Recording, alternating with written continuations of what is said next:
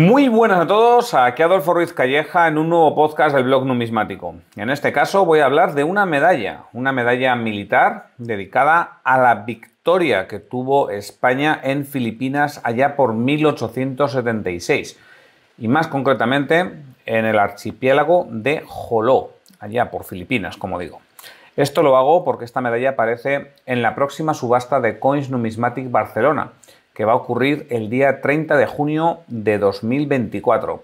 Es una subasta, pues como son las típicas de Coins Numismatic Barcelona.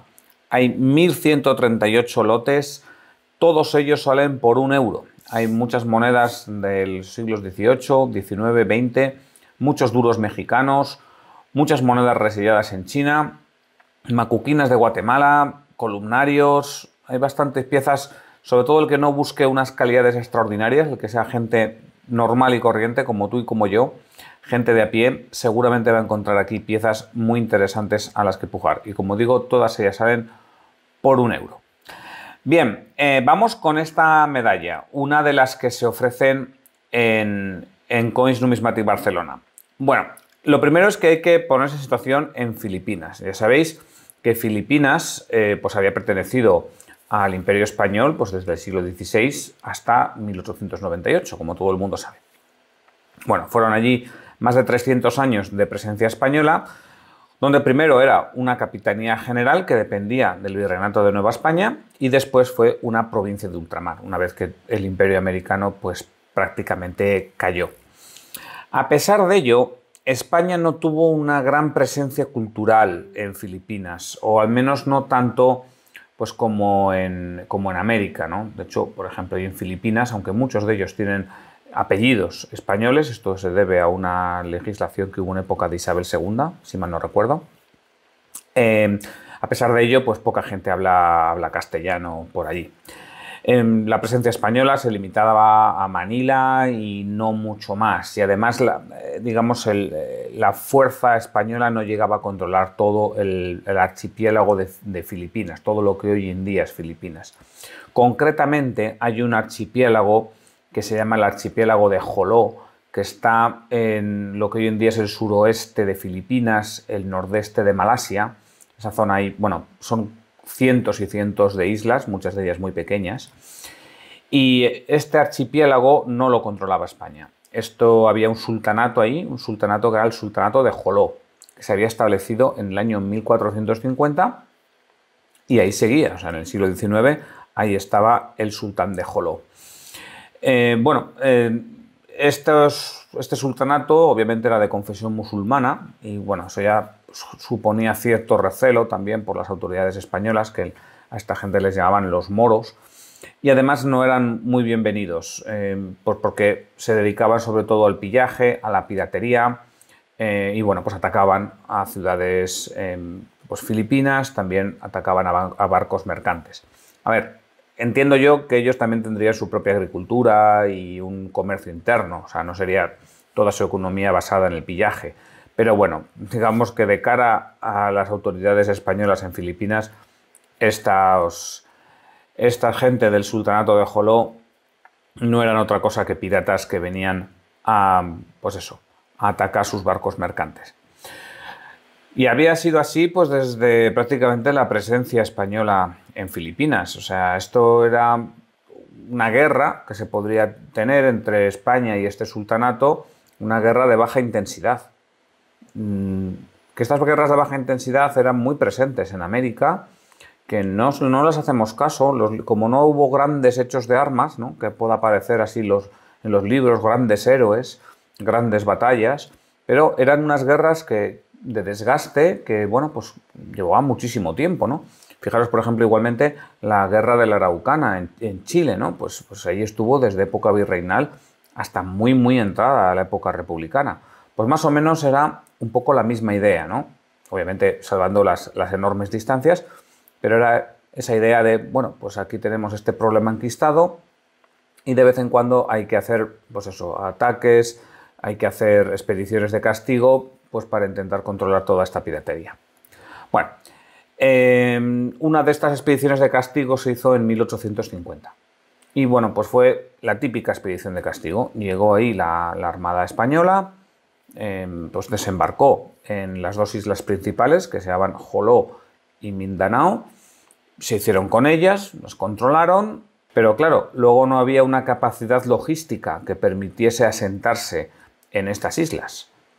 O sea, establecer ciudades o establecer al menos fortines que permitiesen controlar las islas en el futuro. No había esa capacidad. Sí que había una capacidad militar de hacer la expedición, pero no de un asentamiento. Con lo cual, pues nada, victoria militar, pero no queda otra que llegar a un acuerdo de paz pues con el sultanato, en este caso. Las tropas españolas se retiran y según se retiraban, pues el sultanato volvía a hacer lo que le daba la gana, se violaba el acuerdo de paz y volvemos a empezar. Y esto era así de manera periódica.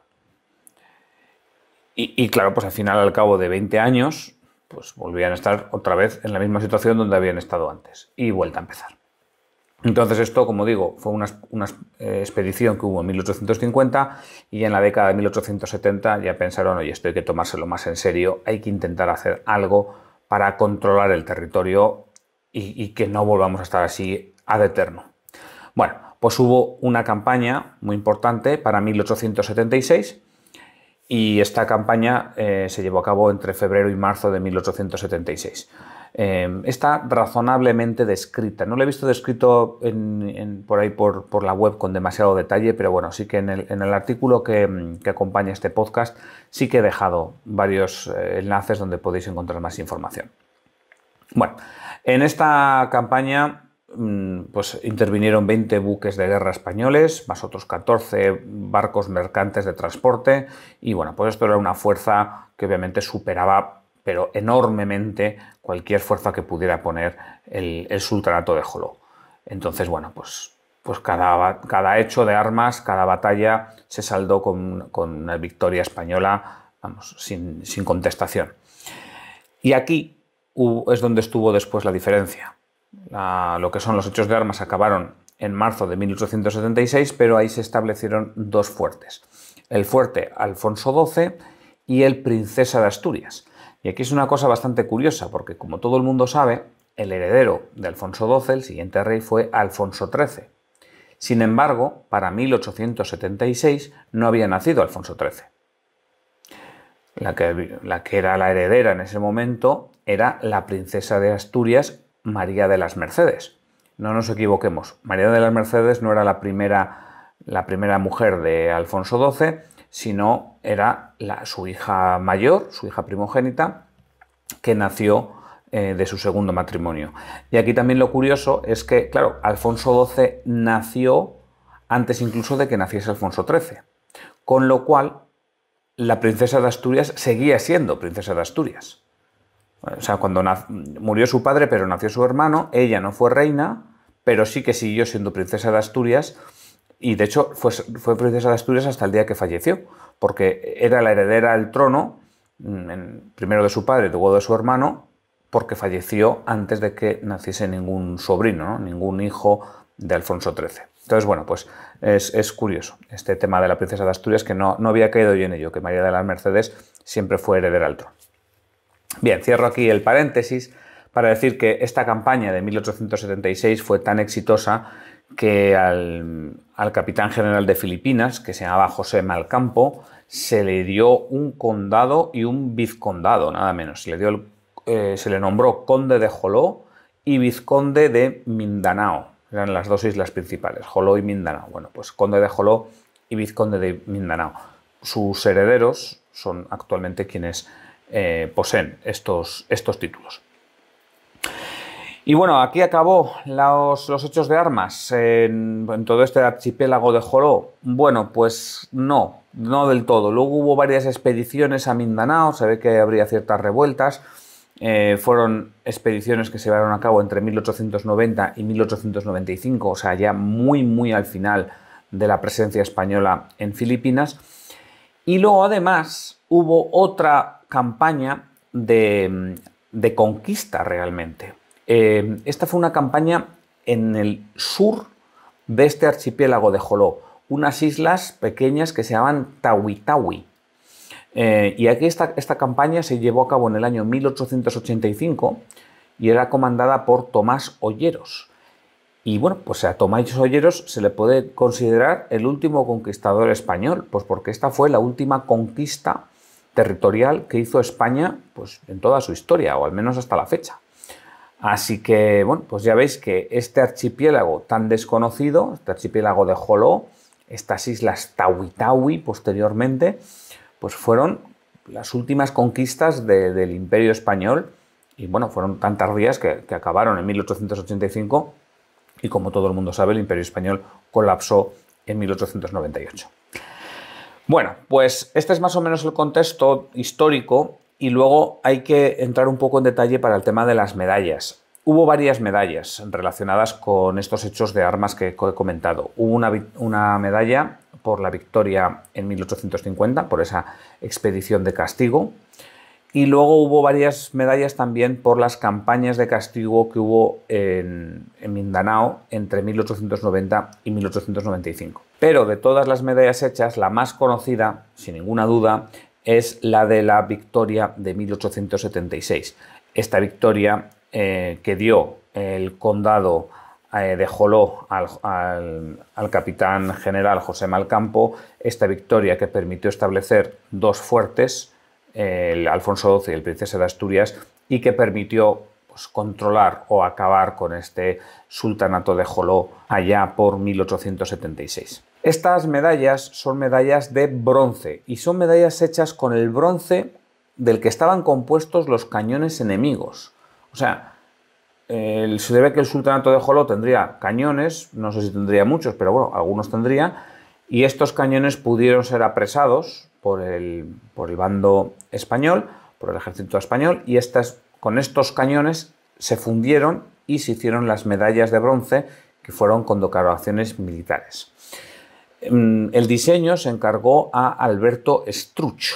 Este hombre tiene una biografía bastante curiosa porque él había sido grabador, su padre también era grabador, había sido grabador que se había formado en Madrid, y luego había sido el grabador principal de la Casa de Moneda de Segovia allá por 1862. Ahí estuvo y nada, después de 8 meses renunció al cargo para irse a ser grabador de la Casa de Moneda de Manila. O sea, esto era un aventurero y lo demás son tonterías, porque vamos, tener un puesto en Segovia, digamos, ahí, al lado de Madrid, al lado de la fiesta, de la corte y demás, y decir, no, que yo me voy a Filipinas, a mediados del siglo XIX, nada menos. Bueno, pues esto es lo que hizo Alberto Struch. Y allí, bueno, pues fue el último grabador, de hecho, de la Casa de Moneda de Filipinas, y estas medallas se las encargaron a él, como no podía ser de otra forma. Las hizo en 1876, o sea que fueron de las últimas medallas, de los últimos trabajos, si no el último, hecho en esta Casa de Moneda, porque la Casa de Moneda de Filipinas cerró en 1877. Así que, bueno, pues unos meses antes se hicieron estas medallas. En el anverso de la medalla nos encontramos al busto de Alfonso XII, que además es un busto bastante curioso, porque está laureado. No estamos acostumbrados a ver a Alfonso XII con laureles, ¿no? Con laureles como que fuese un emperador romano victorioso. Pero bueno, se le reconoce, y más que por sus rasgos faciales, se le reconoce por estas enormes patillas que le han puesto, ¿verdad? Debajo del busto aparece la firma del grabador, que es Struch, pero también hay que decir que hay alguna variante donde no aparece la firma de Struch. O sea, es semejante a esa otra variante, pero sin el nombre del grabador. Y luego en la orla está el nombre del rey, también hay 2 flores de lis, como siempre las lises relacionadas con la monarquía borbónica, y la fecha de 1876. Bien, el reverso también es bastante curioso. Lo que nos encontramos es una corona de laurel, una corona de la victoria, diríamos, y en el centro aparece una cruz que emana rayos. Es bastante interesante esto porque nos muestra cómo esta batalla, o esta guerra, mejor dicho, de Joló contra el sultanato de Joló se entendió como también una especie de cruzada, ¿no? Una guerra entre religiones. Recordemos que los españoles eran cristianos y el sultanato era musulmán. Entonces, bueno, pues ahí habría una especie de guerra, como digo, entre religiones también.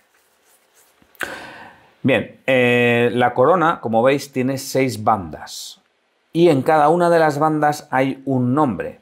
Bueno, pues estos nombres se refieren a los hechos de armas. Los principales hechos de armas que hubo durante esta campaña en el archipiélago de Joló.